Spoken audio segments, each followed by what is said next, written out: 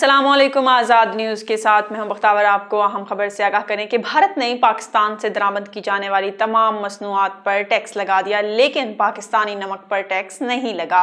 पाकिस्तान में कीड़ा के कानों से निकलने वाला नमक भारत की बहुत बड़ी ज़रूरत है। पाकिस्तानी नमक भारत में होने वाली हिंदुओं की रसूमात के लिए तैयार किए जाने वाले खाने का बहुत बड़ा जुज़्व है। भारत में नमक की कानें नहीं हैं, इसीलिए भारत में नमक पाकिस्तान की निस्बत काफ़ी महंगा है। भारत अपनी नमक की ज़रूरियात पूरी करने के लिए मुकम्मल तौर पर पाकिस्तान पर इन्हिसार करता है।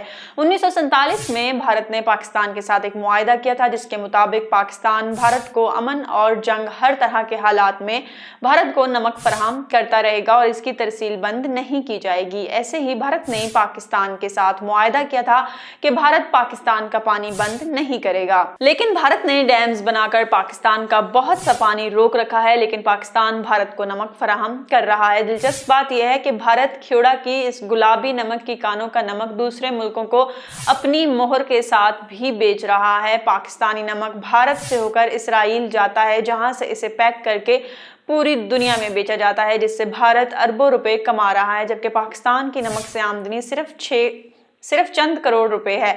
भारत इस नमक को हमालिया का नमक के नाम से फरोख्त करता है। खेड़ा में ये नमक 300 साल कबल अज़ मसीह में इस वक्त दरियाफ्त हुआ था, जब सिकंदर आजम की फौजों ने जेहलम के इस इलाके में क़याम किया तो इनके घोड़े घास चरने की बजाय पत्थर चाटने लगे।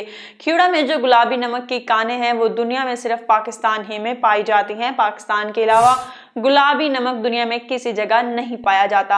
ये नमक वाघा बॉर्डर के रास्ते भारत जाता है और भारत में इस नमक को बेचने पर आने वाला खर्च यही नमक कराची भेजने पर आने वाले खर्च से कम है।